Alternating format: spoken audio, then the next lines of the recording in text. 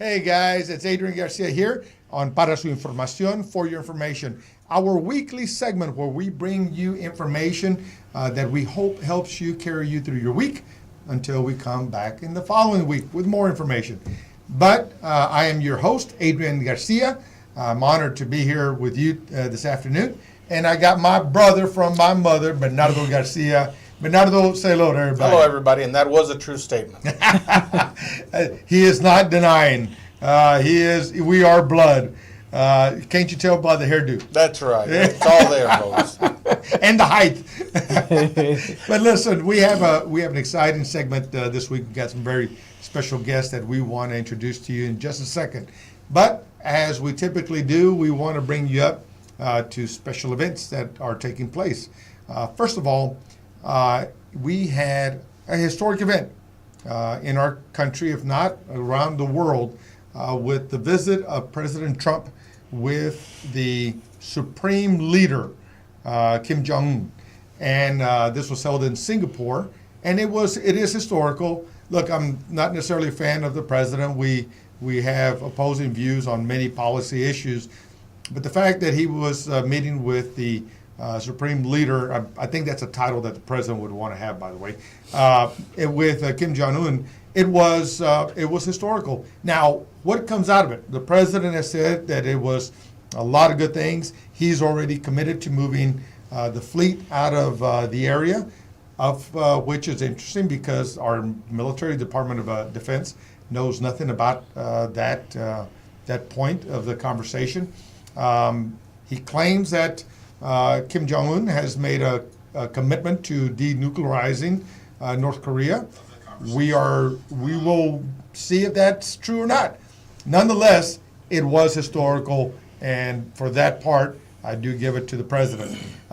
Further, we want to remind you or let you know that on June 20th, Wednesday, at 6:30 in the evening at the Denver Harbor Multi-Service Center, which is located at 6402 Market Street, the Adrian Garcia campaign will be having a flooding and drainage town hall meeting that evening to talk about all the issues related to what is causing the flooding, how should we deal with it, but most importantly, to talk about the bond election that's going to be taking place in August of this year. In fact, Commissioner's Court has already firmly approved for it to be a ballot measure on in the month of August.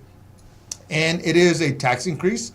So you, the voters, will have to decide whether you want to approve a tax increase to support the delayed and much inaction by at least Commissioner Mormon.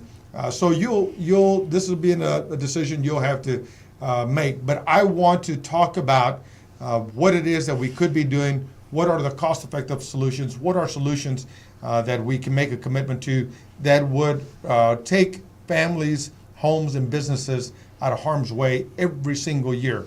In fact, with the weather reports being as of late, there's a potential development occurring out in the Gulf, and we'll see if that turns into anything that would bring any concern to our area, but we're watching it and we'll keep you posted. Adrian, I need to interject something here. When you say that it's going to require a tax increase, let's just be clear, folks. We're talking about a property tax increase. Right. Okay? That's the only tax that Commissioner's Court can effectively raise or lower, and they always raise it. So your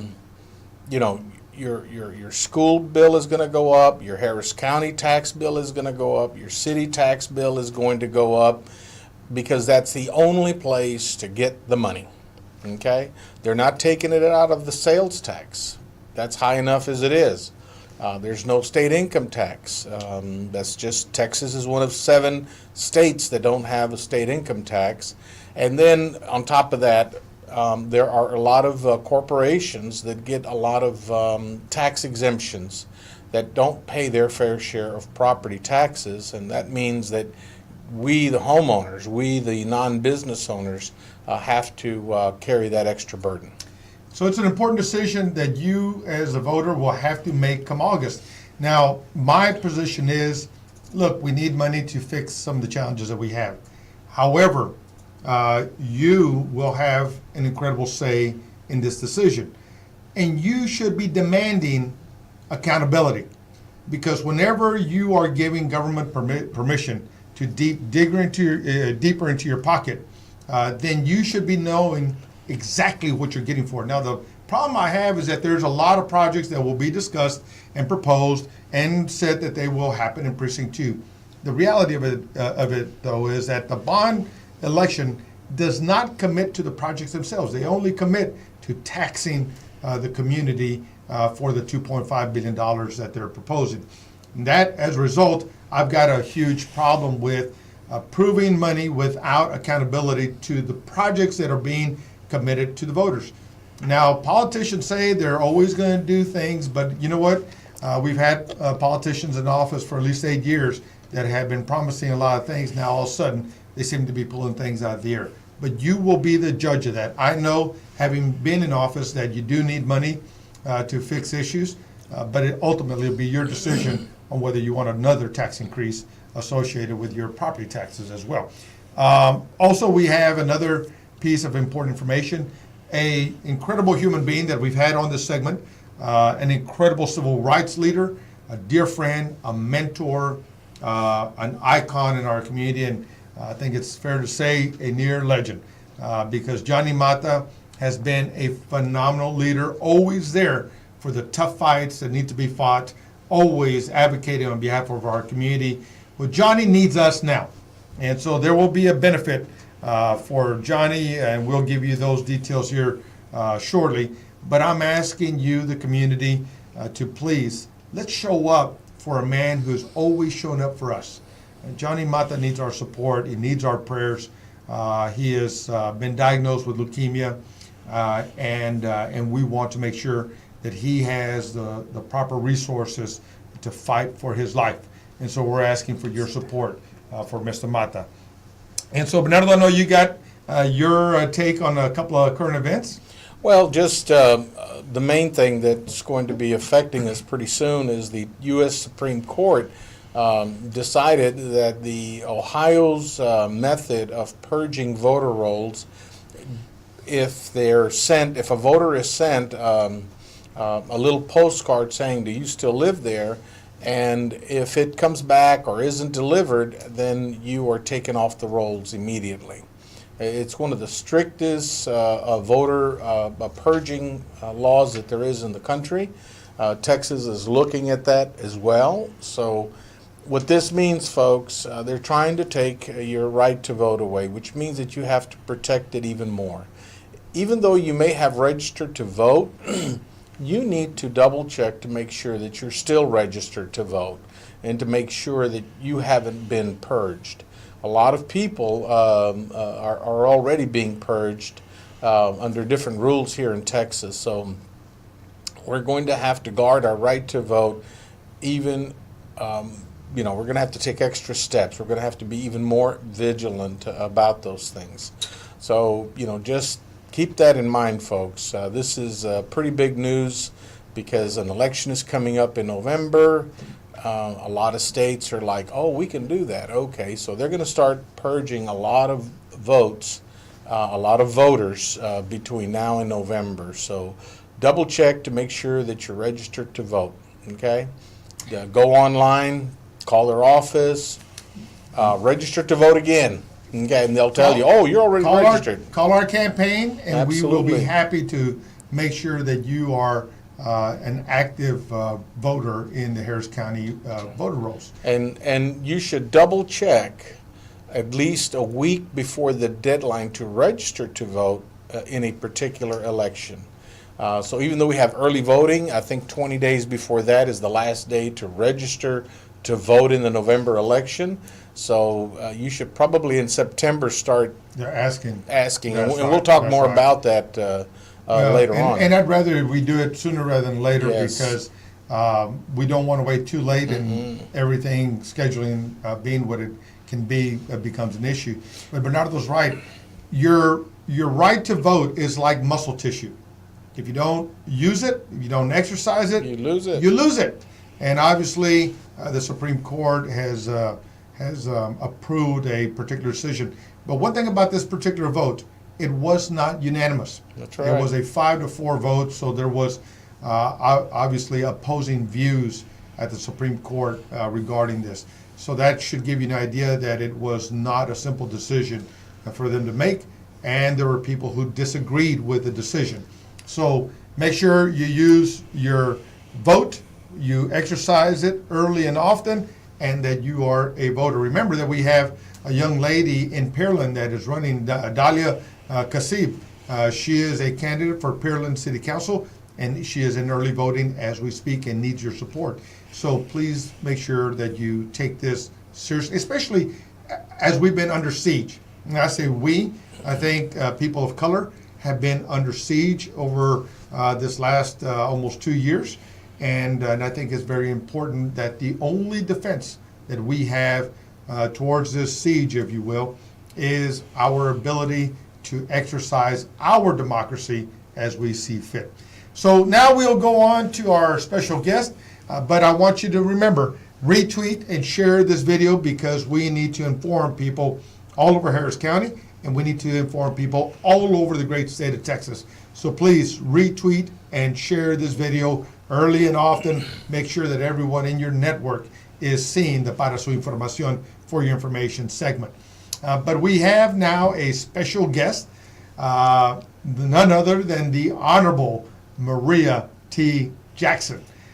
She is a candidate for a statewide office known as the Texas the Circuit of Criminal. The Court of Criminal Appeals. There you go. The Texas Court of Criminal Appeals. There you go. I had it all over the place. It's sort of a double top secret court because we think, oh, we have a Texas Supreme Court, but Texas also has a separate Supreme Court that only deals with criminal convictions. That's all it deals with. So let's welcome Maria Jackson. I gave Maria that little Spanish accent because That's right. she's a friend of the community. That's so, right. Maria, why don't you say hello to folks and introduce yourself? Hola, me llamo María Teresa Jackson. Ah, look at that. Muy contenta estar aquí. Beautiful. And I'm with my friends. That's right.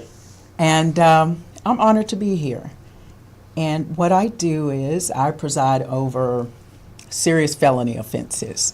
I am the elected judge right now, the sitting judge for the 339th Criminal State District Court.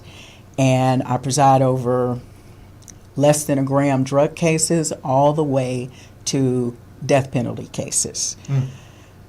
I love what I do.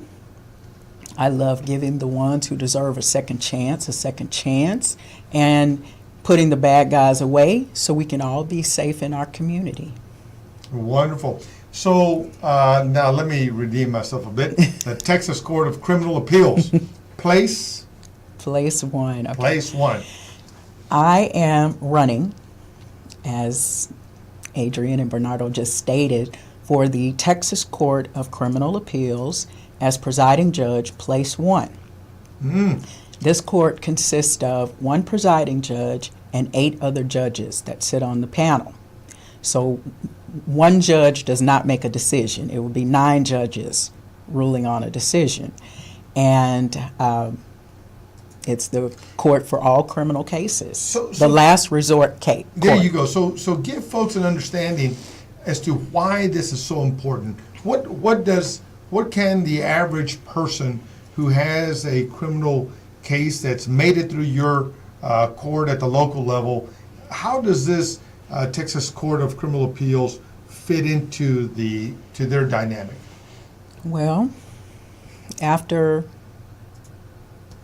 they've been convicted, then they'll file an appeal. And if the Court of Appeals rules in favor that the judge's ruling is affirmed, then they can file a writ of habeas corpus, which would then come to the Texas Court of Criminal Appeals. And the reason why this is so important is because right now, Texas leads the nation in wrongful convictions. Wow. Wow. And That is powerful. it is.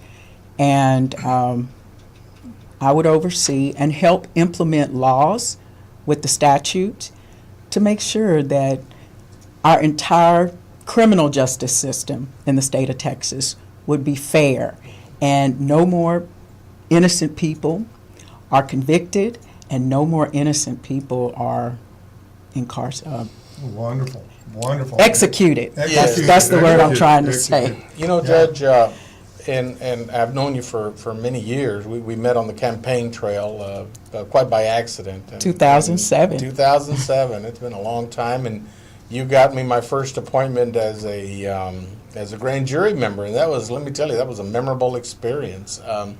But you know, the Texas Court of Criminal Appeals, folks, think of it as sort of the last stop in democracy. Let me tell you why.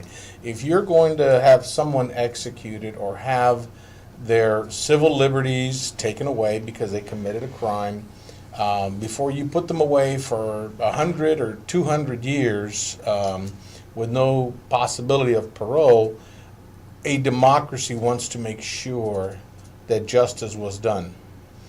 Democracy wants to make sure that all the evidence was presented. Democracy wants to make sure that the prosecutors didn't hide evidence. And likewise, you know, that the evidence was properly maintained and properly presented. And also that the judge and the prosecutors and even the defense attorney all adhered to the proper principles of defending their client and prosecuting only what is within the law and not showing any biases. So, you know, that's her role. That's going to be her role to do that, folks, because the bottom line is going to be that we need a person on that Texas Court of Criminal Appeals who will take more than just an objective view, but that will look at the evidence. And so, Maria, this is, wow, I mean, I'm just overwhelmed by that piece of information that you just shared. And so it makes your role as a presiding judge in the appeals process incredibly significant. Now, first of all, before we go any further, tell folks how they can learn more about your campaign and where they can, how they can help you, where they can follow you and get your updates as to the progress of your campaign. Okay. My website is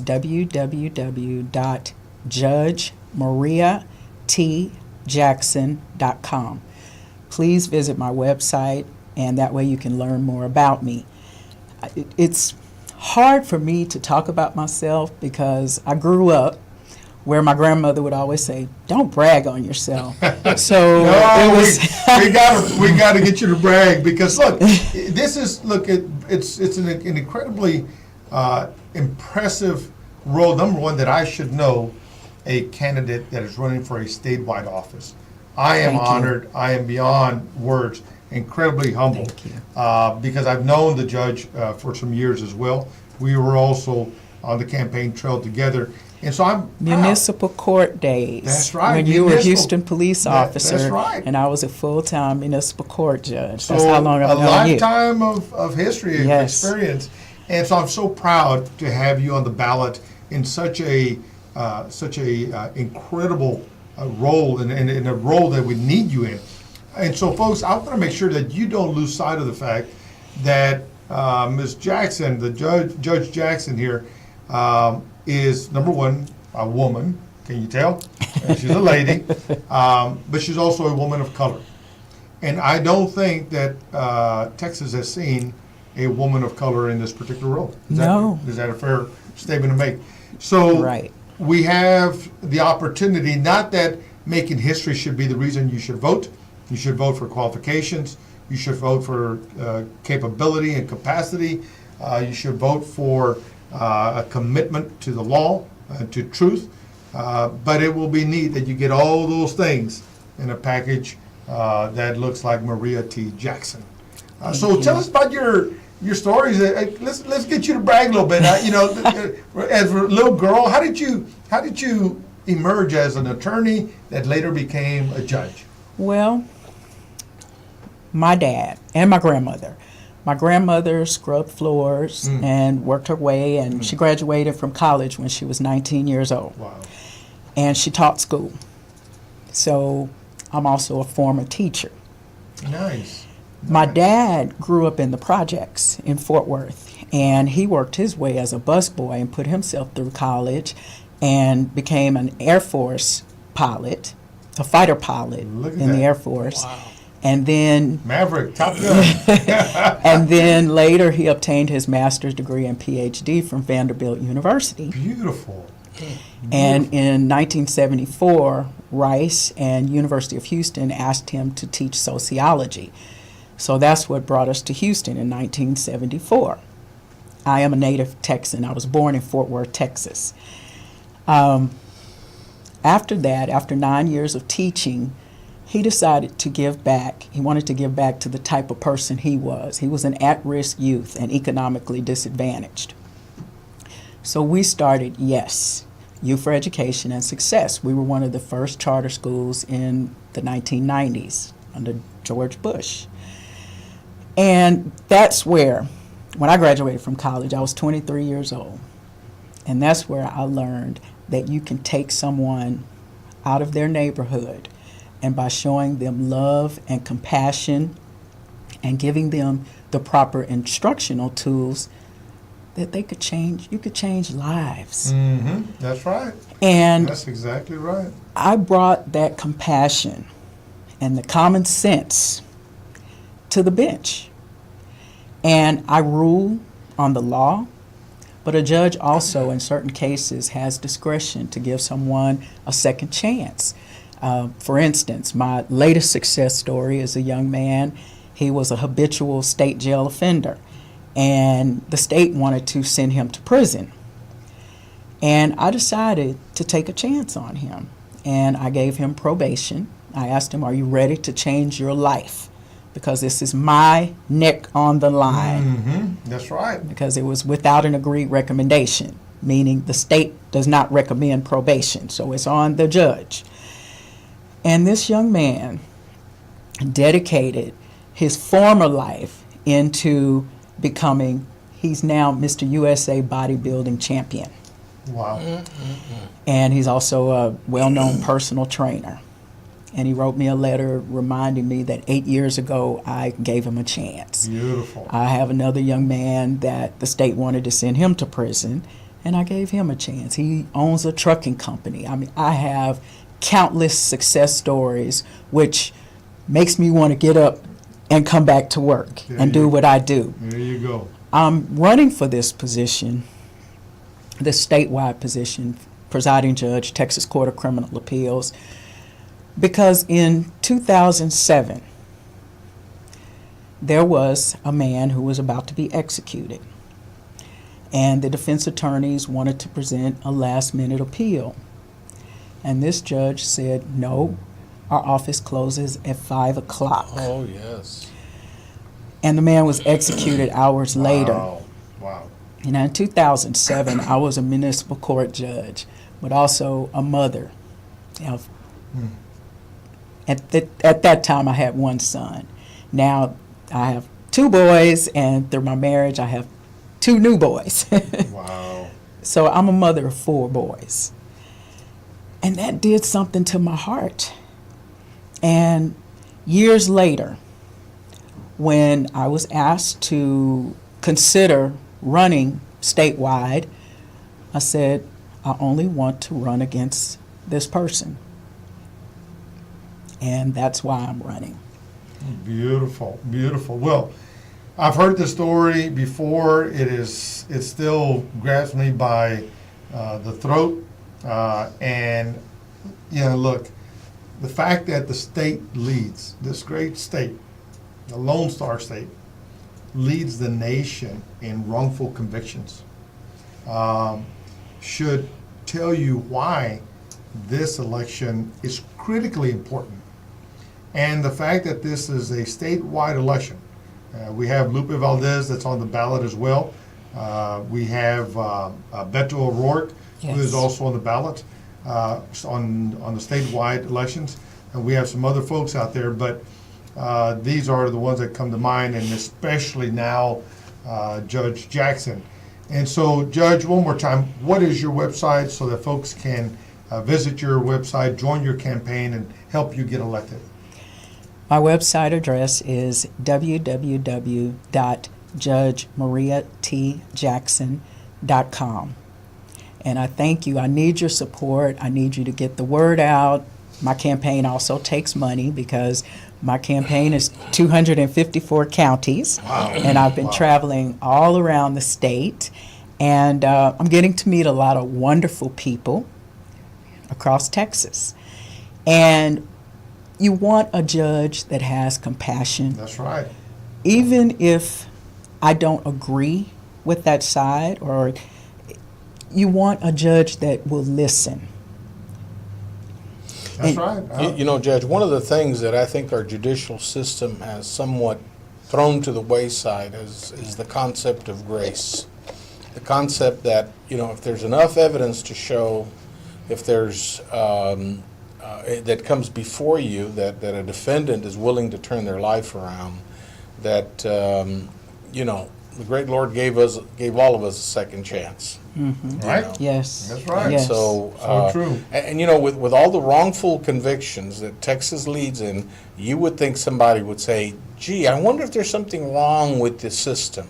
But instead, what do? They circle the wagons and they say, "We're not going to change anything. In fact, we're going to try and wrongly convict even more people." Yeah. You know? Is there a fault for even getting into the system to begin with?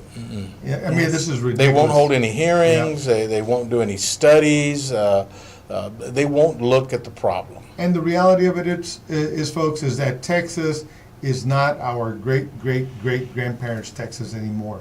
And we need to be thoughtful about how we make sure that the more we know, the more responsibility we take for what we know. And if we know that Texas is leading the nation in wrongful convictions, then we should be making a commitment to making sure that we have a strong Texas Court of Criminal Appeals where justice can be provided to those individuals who are wrongfully convicted, who are wrongfully arrested, to make sure that we do not have any wrongful executions. Think about that, folks. And most of the people that tend to be on death row look like the judge and I.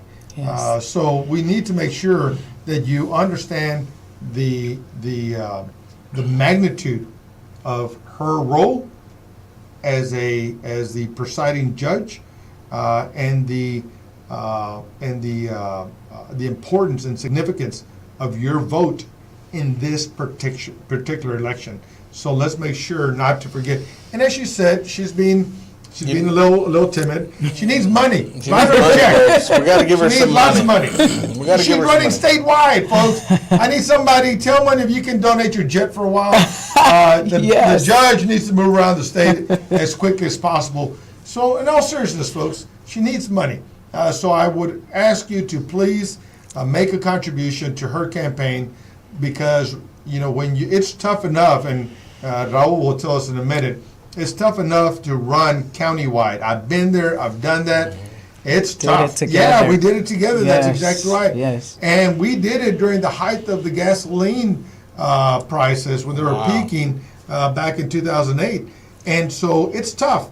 And when you're trying to get to all places at the same time, just in Harris County, imagine what it is trying to do 254 counties across the state of Texas. So let's make sure that you support the Honorable Maria Jackson. And so, Judge, as our time here is winding down a little bit, I want to make sure that you tell folks, that story that you've given is powerful. I've also given folks second chances in my career. I'll never forget when a chief of police and I were arguing about the role of law enforcement in classrooms and with the children, whether it be the Police Activities League or whether it be the Explorers Program or the DARE program. He had a real strong attitude that this is not the role of cops. Cops didn't need to be doing that. And a young man who I had arrested for evading arrest. And that means he was running from me when I was trying to stop him, because all he did was commit a simple traffic violation. And the poor guy takes off. I chase him, I arrest him, I catch him. His mother came to see me, or got a hold of me. I had compassion in my heart. I went to go visit him, told him about how his mother was crying in front of me for her son. And we had an agreement that we would never see each other, at least not in that capacity, and at least not in the county jail. And so I released the charges on him, because I was the one who was the affiant on those particular charges. He showed up at at Moody Park when the chief and I were talking to introduce his son to me, to tell me, excuse me, he tells the chief, excuse me, I wanted to introduce Officer Garcia to my son, because, you know, I always tell my son that if not for the chance he gave me, I wouldn't be working for the U.S. Post Office today. And so he wanted me to meet his son. And so and there's many stories like that. Feels so good. It does, Yes. And you know, in times when judges, because of one particular case that became national headlines, many judges backed away from using that very, very courageous discretion because they didn't want to get blamed for human frailty. And so it's so powerful for me to hear Judge Jackson saying she's taking the chance, not with one, not with Several, two, but many. a lot, countless. Exactly. I just want to say, being a woman of color, I understand the adversity that we face. I still face it today. So that way, I rule with justice and mercy and Amen. compassion. Amen. And I was voted Houston Press Best Criminal Court Judge. I was the first African American to be Nice. voted Houston Press. Congratulations. And what is said about me, the biggest compliment that I receive from attorneys on both sides, Republicans, Democrats, that I'm fair. That is the biggest compliment that I That's can what receive. that's what we need on the bench. Yes, and so the Houston Police Officers Union and all the major law enforcements endorse me. And I would ask you, please go out, get registered, as Bernardo just said. Make sure you're still registered sure. on the books, and vote all the way down to the top of the ticket to the bottom of the That's ticket. right. That's Because right now we have some great candidates running statewide and locally. And I know you support my friend Adrian. And I thank you. All right. All right. Well, we're going to Thank you. be. Thank Thank you, Your Honor. Thank you. Here comes the judge. The judge has been here, so we're very grateful that you've taken time to visit with us. And remember, retweet and share. We need the state of Texas to know that we have Judge Maria Jackson on the bench, and that we need your support. But also, I need you to remember and to retweet and share that we have a town hall meeting coming up, and so you'll see that image come up on the screen. So we also need you. That's on June 20th at 6:30 p.m. at the Denver Harbor Multi-Service Center. So we need to make sure that you are there to find out as much as you can about, number one, the tax increase that's being proposed for August, and that you hear about strategies and solutions to flooding in your particular neighborhoods and what we can do as a region. So make sure that you are present at that town hall meeting, June 20th, 6:30 p.m. at the Denver Harbor Multi-Service Center. And now we have a young man by name of Raul Rodriguez, and so we'll make sure that his image comes up on the screen as well. A handsome-looking guy. We'll see that picture here in a minute, and he looks like that in real life, believe it or not. And then he is also running for a bench, and we'll see that image. Raul Rodriguez, Harris County Court at Law, number 13. You can follow him on Twitter at Raul for Judge and hashtag Democrats 2018. And so please welcome Raul Rodriguez, candidate for County Court at Law number 13. Raul, say hello to everybody. Hi, everyone. Thank you, Adrian, for the opportunity to come and talk to you and to Bernardo and the folks out there in terms of my campaign. And it's good to see Judge Jackson. I've known Judge Jackson for many years. I've been in her court, and I can say she's very, very fair. All right, good deal. And Raul has been endorsed by many organizations, one of them being the Mexican American Bar Association of Texas, of which Bernardo is a member of. And so tell us about your respective endorsements and how the campaign overall has been going. Well, I'm a candidate for judge for Harris County Criminal Court at Law number 13. I had a primary opponent, so I was in the primary, as you were too, Adrian, and I was fortunate enough to win my primary. And at the time that I had my primary, I was endorsed by all the organizations that I asked their endorsement, including the Mexican American Bar Association, the Houston Chronicle, the Association of Women Attorneys, the Area 5 Democrats. Most all of the organizations that did endorsement, I was endorsed. And so I'm very proud of that. We worked very hard. My wife and I had to say hello to my wife, Patricia Limon de Rodriguez. She's worked very hard on my she's worked very, very hard on my campaign. That's She right. continues to work hard. And so now I am the Democratic nominee for judge of Harris County Criminal Court at Law number 13 in the November 2018 general election. Wonderful. So, Raul, tell us a little bit about your background. What does the days of little Raul or Raulito maybe, how do those days look for you, and how did that how did you get to the role that you're in? You obviously went to college, you got your degree, went on to law school, completed that. You've been practicing law, and now you're a judicial candidate. But tell us about your journey. Well, I would like to say that I consider myself one of the original dreamers because I came to the United States. I was born in Mexico. I was born in Monterrey, Nuevo León, Mexico. My dad immigrated to the United States, and I came over when I was 2 years old, me and my brother. So at the age of 2, you know, just like many of the dreamers come over, their parents come over, we came to Houston. We began living in 2nd Ward, and then my family moved to North Side where I grew up. So I grew up in the North Side. I went to Reagan High School, graduated from Reagan. See, there's where we got a problem. Yeah, that's that north side. That's that north side. And I didn't get to ask Judge Jackson, Texans or Cowboys? All right, she answered right. But listen, You're from north side. Yeah, We love you. We love We'll you. accept you. Thank you. Yeah, a bulldog. I'm a bulldog, that's right. There you a bulldog. go. That's right. And so when I graduated from Reagan, I graduated at the age of 17. I was young when I Nice. graduated, but I turned 18 in July because my birthday's in July.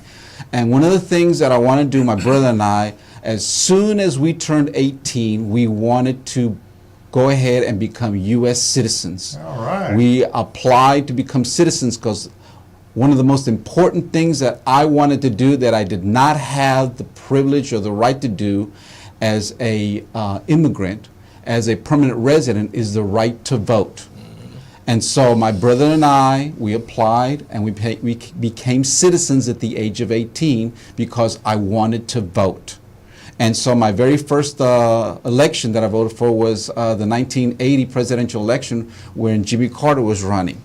So from then I've been voting ever since. Graduated from Reagan High School, became a U.S. citizen, went to the University of Houston, and I graduated from the University of Houston with a degree in business. And go Cougs, I'm a Cougar, proud Cougar.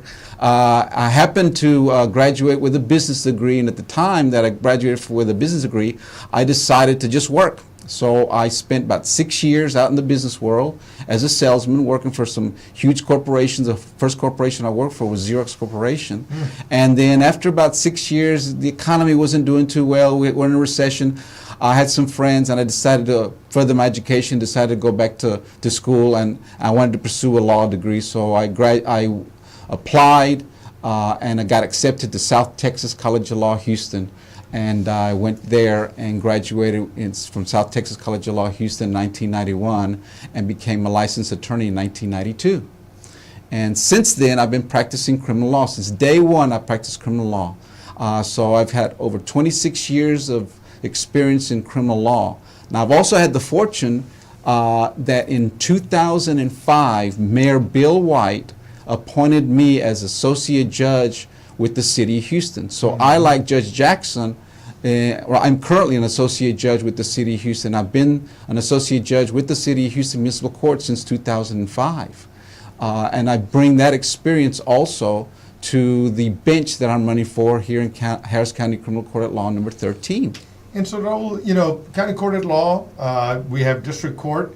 Why this particular bench? Is there some aspect of the cases that come through there that motivate you? You're well qualified. How did you decide that this would be the place that you would want to begin your career as a judge? Well, I chose Harris County Criminal Court at Law because I've been practicing in the Harris County Criminal Court at Law since I became licensed in 1992. I've handled over 11,000 criminal cases in my legal career. Wow. That means I've represented individuals in Harris County that are charged with crimes. And most of my caseload is in Harris County Criminal Courts at Law. So my experience is more so in the Harris County Criminal Court at Laws, which handles misdemeanor cases. So because I have experience in that area, I decided to run in that particular court. Now, I chose Court 13 because at the time that I chose Court 13, there was a judge that is running, or was running, for re-election, and he didn't exhibit judicial temperament. And some of the things that I would see in his bench, on the bench, you know, I wasn't too pleased with. And there's a lot of members of the community and a lot of my friends also would not be too happy. So I decided to run for Court 13 for that reason. And so now I'm here. Well, and I got to tell you folks that we have an incredible candidate in Raul Rodriguez. I am all over the place, and so is this guy.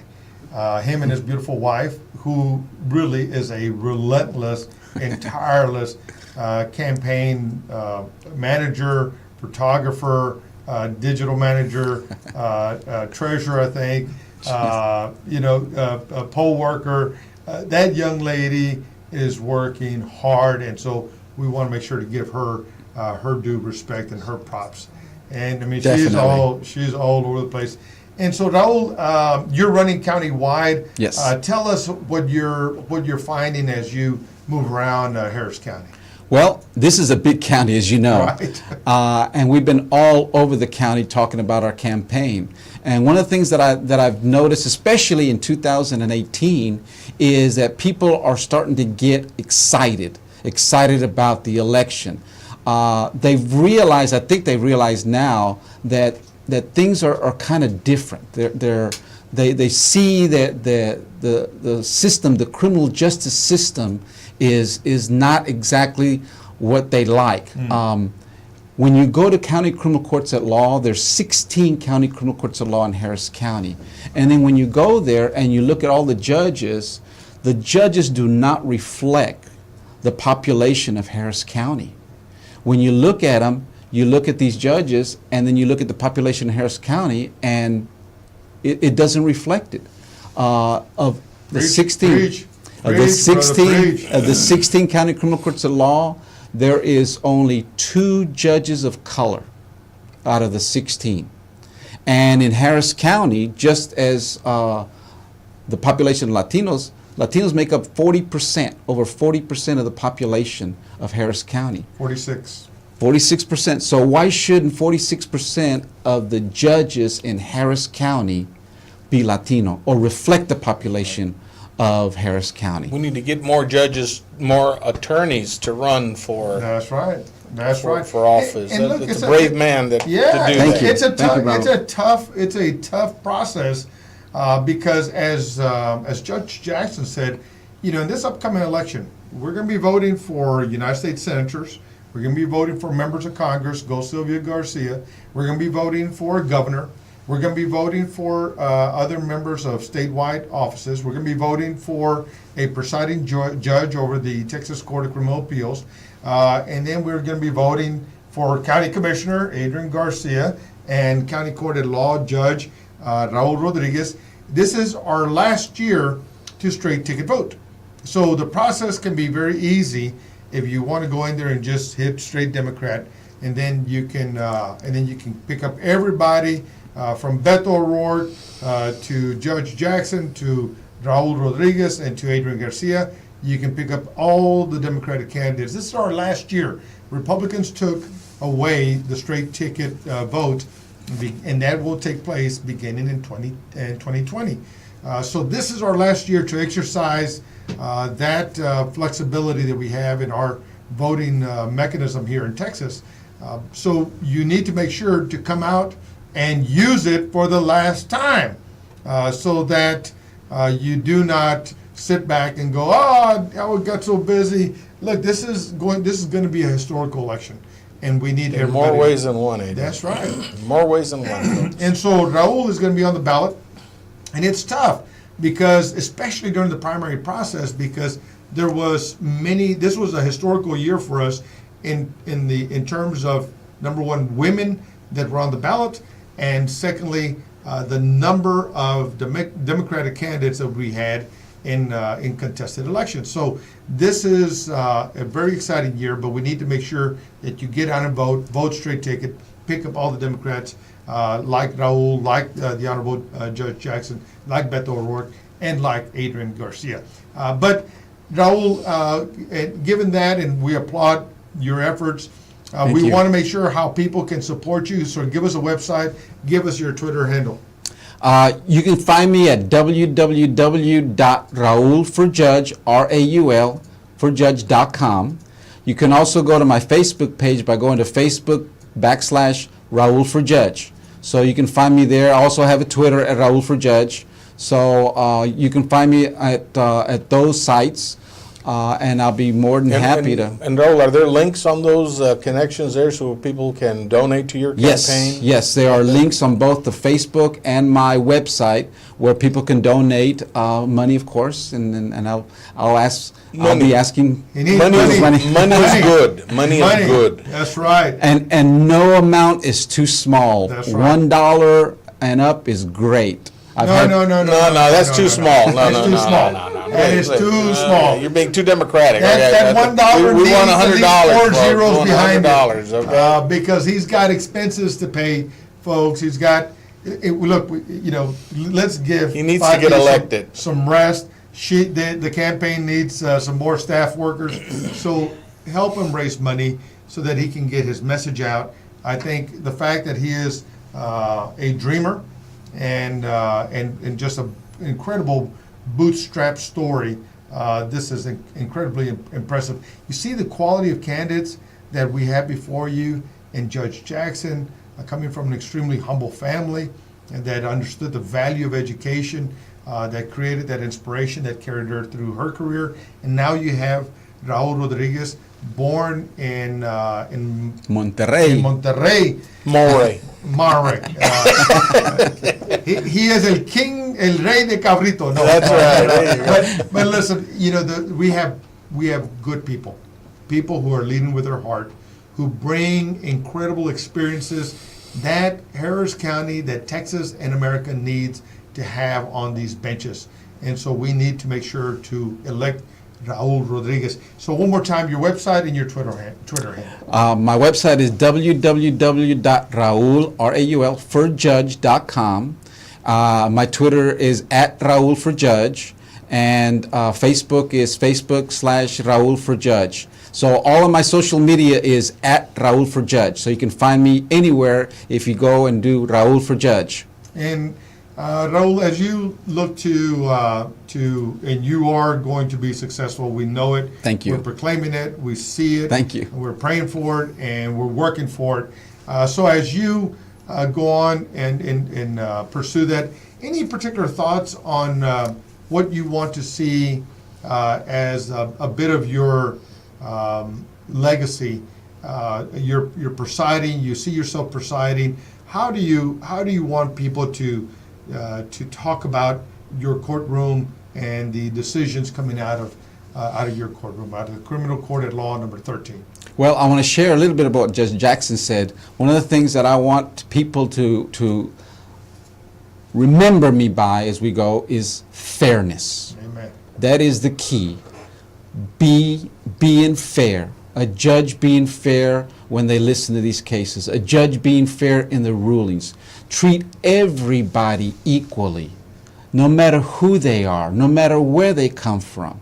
That's what I want my legacy to be, is a person, a judge that is fair.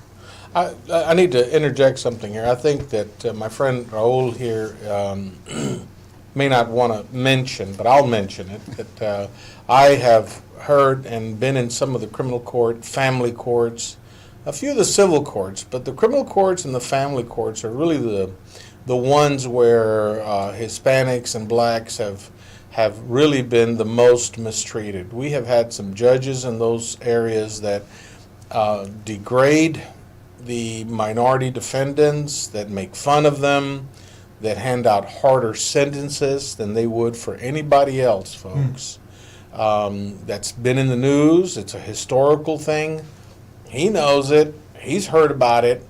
Judge Jackson has heard about it. And look at what's happening with Commissioner Steve Raddick and trying to fire the public defender. I mean, that is the vitriol exactly that the community faces, and this is why elections are important. Very That's important. why they matter. Very important. Well, anyway, thank you, Raul. Thank you, Ron. Raul, Thank you. we're Adrian. so grateful. Thank you. We have just a few more minutes left on this segment. We want to have you back as we move forward. Thank you. Both of you back, Judge Jackson, because you're really from the look. Here's how it all comes together. A defendant is arrested, and maybe there's problems with that arrest. Maybe it was an unlawful arrest.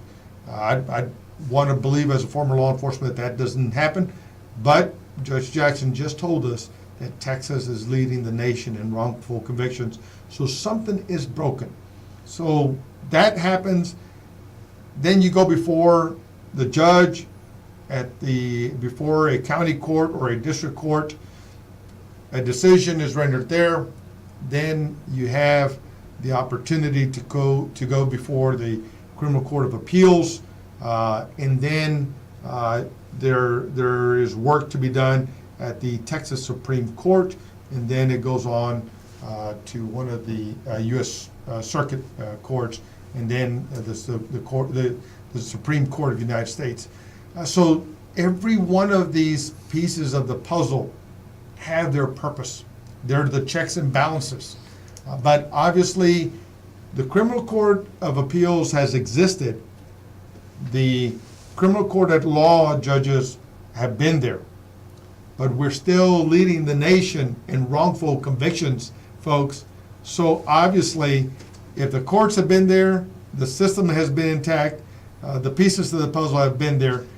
The one interesting piece of the puzzle is the people who have been presiding in those courts. So there must be something that is not working well at that particular place. And as Bernardo indicated, yep, I've seen it, and it's so important that we have, as Raul, as the Honorable Rodriguez has indicated, that we have judges with good judicial temperament. Because we do not need a bench to be the place where you can disrespect, where you can insult, when you can not only defendants, but the attorneys representing them, the women attorneys that have been sometimes mistreated. So this is a very, very important election, and we want to make sure that you understand that the only thing that stands between you and a better justice and a more fair justice system, whether it be at Criminal Court at Law number 13, or whether it be in place 1 at the Texas Court of Criminal Appeals, is your vote. And so, Bernardo? Yeah, Adrian, I was struck by something I read last week about Robert F. Kennedy. He gave a speech in 1966, 2 years to the day before he was assassinated. And I just want to quote something from it that struck me, that hit my heart. He said, "It is from numerous acts of courage and belief that human history is shaped each time a man or a woman stands up for an ideal or acts to improve the condition of others or strikes out against injustice.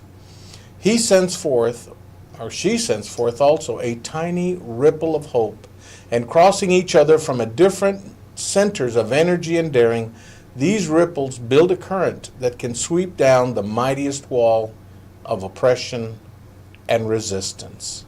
Wow. And it starts right here, folks. These brave folks who people think may not have a chance, they are sending out these ripples of hope to try and break down these walls of oppression and resistance in our criminal justice system. And as It struck another me. and as another person in our history also said, these truths are self-evident. And so without your vote, without the democracy in our society saying, you know what, this is the 21st century, we deserve a better and more fair criminal justice system. And the only way that that gets better in itself is that the people decide to elect better members of the judiciary to oversee these cases in the process. It's all in your hands. And so, Raul, we thank you for joining us Thank again. you. Pati, thank you for your support you. of this Yes. incredible Yes, guy. Patty. And remember, folks, Raul Rodriguez for Criminal Court at Law number 13, Maria T. Jackson for Place 1 of the Texas Court of Criminal Appeals.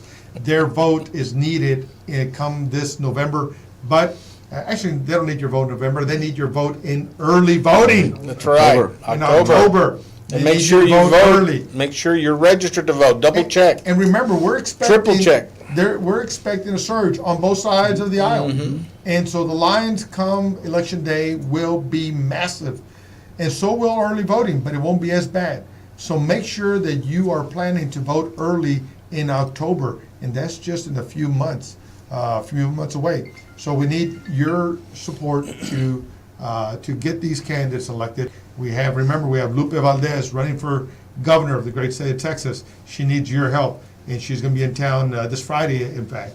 We also need Beto O'Rourke to unseat Lion Ted Cruz. And we need... Rafael Cruz. Oh, yeah, Rafael. That's How a real did you name. get Ted out of Rafael? Yeah, I think he filled out a form, Rafael Cruz doing business as Ted Cruz. I Yeah. think that's what he Yeah. did.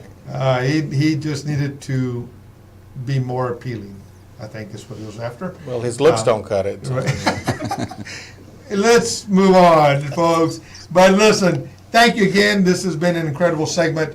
I do want to make sure that you know that I am Adrian Garcia. I am your candidate for County Commissioner Precinct 2. We have a town hall meeting on June 20th at 6:30 p.m. at the Denver Harbor Multi-Service Center. If you were a victim of flooding, I want to see you there. If you've been struggling with getting recovery for your damages, I want to see you there. If you've been flooded not once, not twice, but more, I want to see you there. If you are concerned about getting a tax increase in August as the commissioners have approved, I want to see you there. If you want accountability and how $2.5 billion are going to be spent, I want to see you there. If you want to be informed about how we could be doing things today, how we could have been doing things for 8 years to keep homes from flooding, I want to see you there. So June 20th at the Multi-Service Center in Denver Harbor, 6402 Market Street at 6:30 p.m. I want to see you there. We need to show up, folks, because look, this is what's happening. There's a number of town hall meetings that are being held on the bond election, on what projects are being proposed.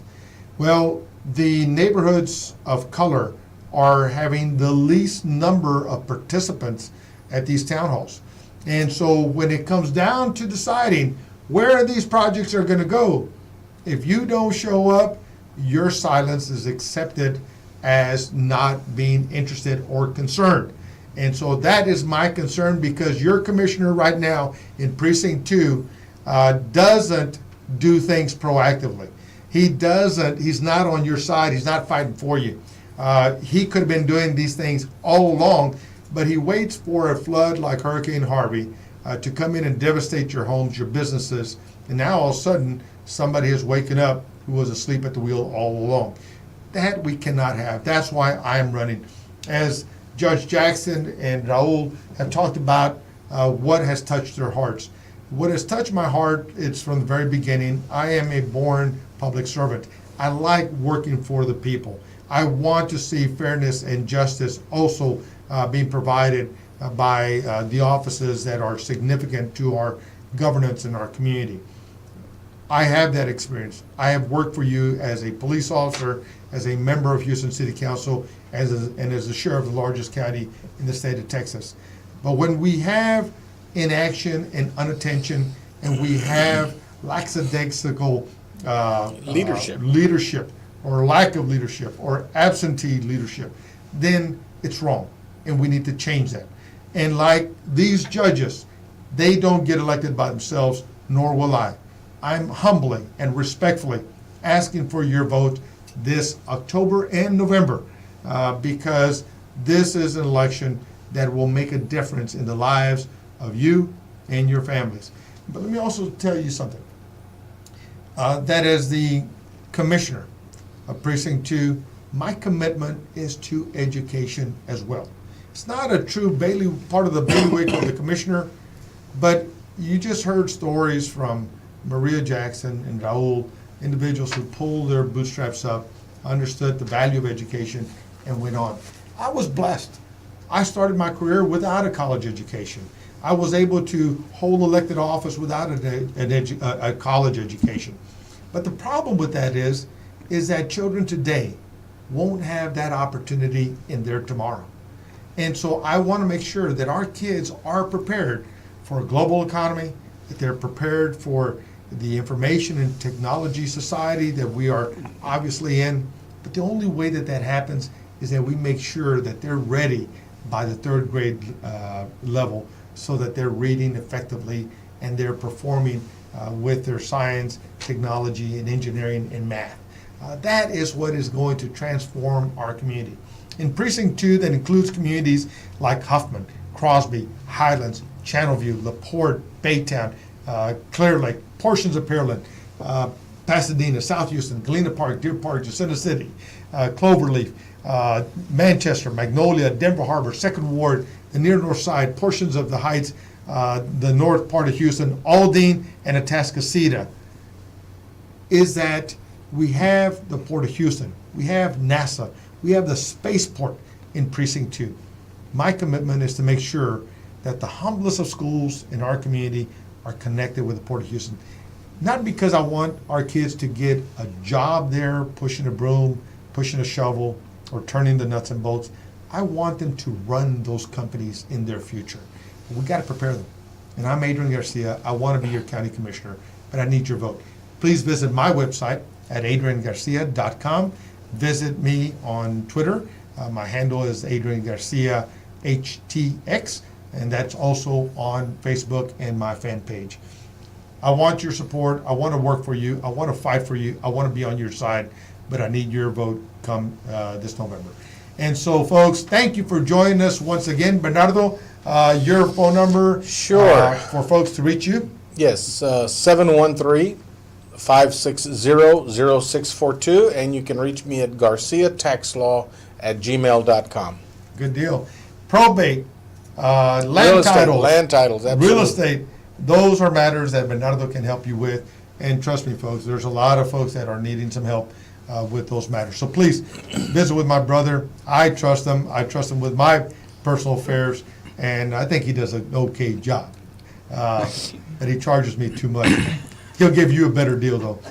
Folks, until next week, we'll be right here at Para Su Información for your information. Thank you for joining us. Don't forget to retweet and share this video.